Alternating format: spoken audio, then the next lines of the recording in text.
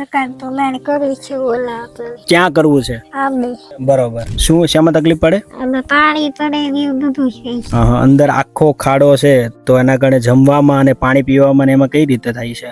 એ પાણી પી શકું તો આમ ઉતાવળે નું પી શકું, ધીમે ધીમે પી શકું. અને અહીંયા ગળા પર અહીંયા શું થયેલું છે બેન? ના મને વોલ કરેલું છે. ત્યાં હોલ કરેલો છે. દુખાવો થાય છે? દુઃખ એનો થતું નથી પણ આ મને રજ ઉડે એનું થાય. જય રામધામ, જય સિયારામ. હાલ પાછા આપણે સુમિતાબેનની મુલાકાતે આવ્યા છીએ. એના માટે એને જીવન જરૂરિયાતની અને ડ્રેસિંગ માટેની જે રિક્વાયરમેન્ટ હતી, જે વસ્તુ લઈને આવ્યા છીએ.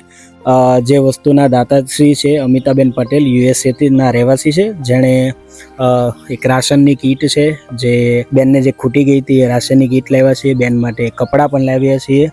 બેનને જીવન જરૂરિયાત પોતાના શરીર માટે જોતી વસ્તુ પણ લાવ્યા છીએ. અને ડ્રેસિંગ માટે આપણે એક ડૉક્ટરનો કોન્ટેક્ટ કરી અને બેન સાથે વાત કરાવીને આપણે જે એને પાટા અને જે બધી વસ્તુ જોઈએ છે એ પણ લાવ્યા છીએ. તો બેન સાથે વાત કરીએ.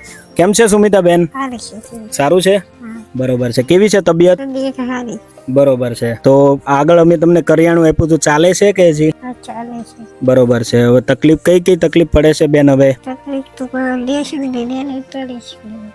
ડ્રેસિંગની નહીં પડે છે. અમે ડ્રેસિંગનો સામાન બેન લાવ્યા જ છીએ અને એ સામાન જ તમારે હવે વાપરવાનો છે. જે રિપીટમાં તમે જે વાપરો છો ને એ બધું બંધ કરવાનું છે. સામાન ઇનફ છે અને હજી ખૂટશે. હજી પણ અમે આવવાના છીએ સામાન લઈને, તો એ કોઈ ચિંતા નથી કરવાની અને રિપીટ કોઈ વાપરવાનું નથી. બરોબર. કપડાં પણ તમારા માટે છે, રાશન પણ તમારા માટે લઈને આવ્યા છીએ, તો જે તમારે હજી પણ આગળની જીવન જરૂરિયાતમાં વાંધો નહીં આવે. બરોબર.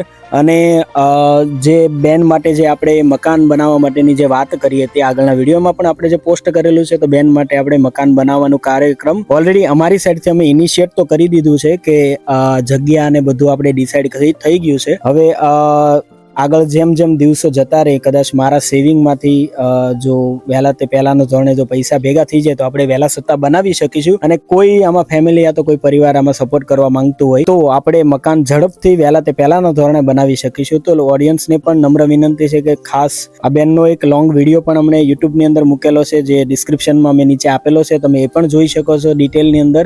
તો આપણે મકાન બનાવવાનું છે અત્યારે, અને જે તકલીફ પડી રહી છે, પોતે હજી પણ એકલા રહે છે અને દૂર રહે છે બધા ફેમિલી. તેના આડોશી પાડોશીના કહેવાથી જે કહેતા હતા જો નજીકમાં મકાન હોય તો એને જે તકલીફ પડે છે, સિક્યોરિટીનું જે કન્સર્ન છે જે આપણે સોલ્વ કરી શકીએ. તો સુમિતાબેન, મકાન માટે તમારે શું કહેવું છે? નકાર તો મારે કરવી છે ઓલા પર. ક્યાં કરવું છે? આમે. બરોબર. આ જે જગ્યા તમે જે જોઈ રહ્યા છો તે સુમિતાબેનની જ છે. એના મમ્મી પપ્પા જ્યારે જીવિત હતા ત્યારે આ જે જગ્યા છે જે તમે જોઈ રહ્યા છો, તો સુમિતાબેન પાસે ઇનફ સ્પેસ છે, પણ પ્રોબ્લેમ એક જ છે ખાલી કે એની પાસે મકાન નથી. તો અહીંયા જો એના માટે ઓરડો બની જાય ને તો એના પાડોશી લોકોને કહેવું છે, આ જે ગલી તમે જે જોઈ રહ્યા છો તે ગલીની અંદર એના પાડોશી રહે છે, તો ત્યાં અહીંયા જો એક રૂમ બની જાય. રૂમની કોઈ ખાસ રિક્વાયરમેન્ટ નથી. 12x20ની રૂમ હોય ને એની અંદર એક કિચન હોય, તો એ કિચન એ બેનની પોતાની જગ્યા છે તો બની જશે. સુમિતાબેન પણ છે, તમે જોઈ શકો છો મોઢા ઉપર એને જોઈ શકો છો તમે આ જે ડ્રેસિંગ કરેલું છે, બાકી એ સાઈડ છે જ નહીં. તો જગ્યાનો કોઈ પ્રોબ્લેમ નથી, બીજી કોઈ વસ્તુનો પણ પ્રોબ્લેમ નથી. ખાલી એક 20x12 એક રૂમ બની જાય, ઓરડી બની જાય, એની અંદર એક કિચન થઈ જાય અને સ્ટિચિંગ મશીન મળી જાય તો બેન પોતે પોતાનું ગુજરાન ચલાવી શકે. બસ એટલું જ કહીશું. શું શું રિક્વાયરમેન્ટ છે મકાનમાં તમારે? એક રૂમ, રસોડું, સંડાસ, બાથરૂમ. બરોબર છે. અને બીજી વસ્તુ, તમને સિલાઈ કરતા આવડે છે? તો સિલાઈ મશીનનું આપણે કંઈક કરીએ. એ તો શીખી જશો. તો એનું કારણ એવું છે બેન કે જો સિલાઈ મશીન કદાચ તમને આવડતું હોય તો આપણે સિલાઈ મશીન માટેની પણ કદાચ થઈ શકે તો આપણે એ વ્યવસ્થા કરીએ. તો ઘરે કદાચ 5-20 રૂપિયા, 50 રૂપિયાનું કોઈ તમારી પાસે સિલાઈ કરાવવા આવે બેનો, તો તમારે બહાર જઈને કામ જ ના કરવું પડે. તો એમાંથી તમારું અર્નિંગ થઈ જાય અને તમે તમારું જીવન પસાર કરી શકો. તો એના માટે શું કહેવું છે તમારું? બરોબર છે. તો હાલમાં બીજી અત્યારે કઈ તકલીફ પડી રહી છે તમને? જે પણ તકલીફ પડે છે એ જણાવો ખાલી વિડિયાના માધ્યમથી. અત્યારે તો મારે લવવામાં તકલીફ પડે. શું શેમાં તકલીફ પડે? પાણી પડે એવું બધું છે. બરોબર છે. અને બીજી તો કામે તો તમે નહીં જઈ શકતા હો ને હાલ? કામે તો ક્યાંય નહીં જતો, ઘેરે છું. બરોબર છે. અને જમવાનું ક્યારેક ના મળ્યું હોય તો બેન? તો હુઈ જાઉં. બરોબર છે. અને આ અત્યારે દુખાવો અને આ ડ્રેસિંગમાં ને કેટલી તકલીફ પડે છે તમને? એ તો તકલીફ તો પડે બહુ. અંદર આખો ખાડો છે તો એના કારણે જમવામાં અને પાણી પીવામાં એમાં કઈ રીતે થાય છે? એ પાણી પી શકું તો આમ હું તો વળે નહોતી શકું, ધીરે ધીરે થઈ શકું. અને અહીંયા ગળા પર અહીંયા શું થયેલું છે બેન?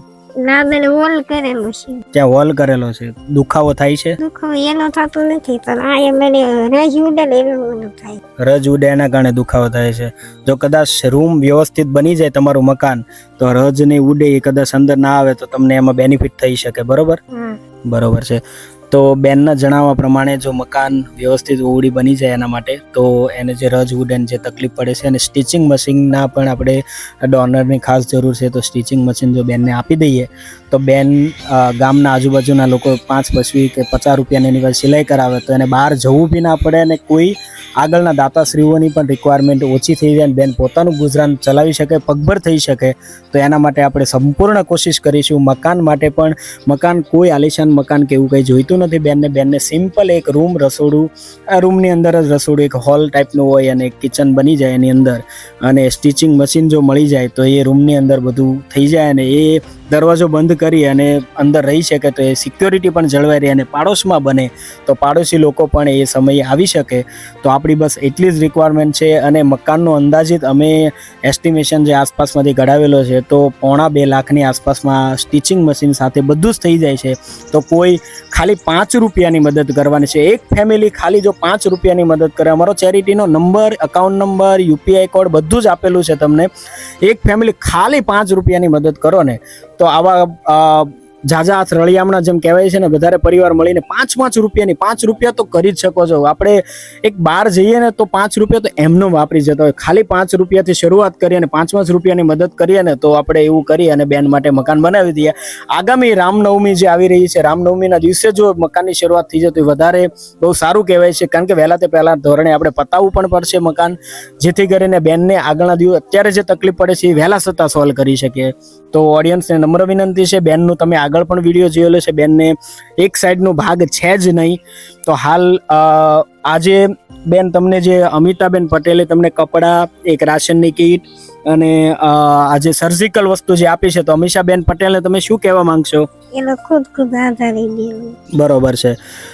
રામધામ ચેરિટેબલ ટ્રસ્ટ તરફથી પણ અમીષાબેન પટેલ, તમે અને તમારો પરિવાર સદાય સુખી રહો, તન મન ધન તમારા ઘરમાં ઓલવેજ રહે, અને તમે આગળ વધતા રહો, અને તમારા બાળકો, તમારા વંશજો અને તમે પણ એટલા સુખી થાઓ. ભગવાન પરમાત્મા તમને છે ને બહુ સુખ, શાંતિ અને સગવડ આપે એવી અમે પણ પ્રાર્થના કરીએ છીએ. જે આવા પરિવાર માટે તમે જે આગળ આવ્યો છો ને બહુ મોટી વસ્તુ ગણાય છે.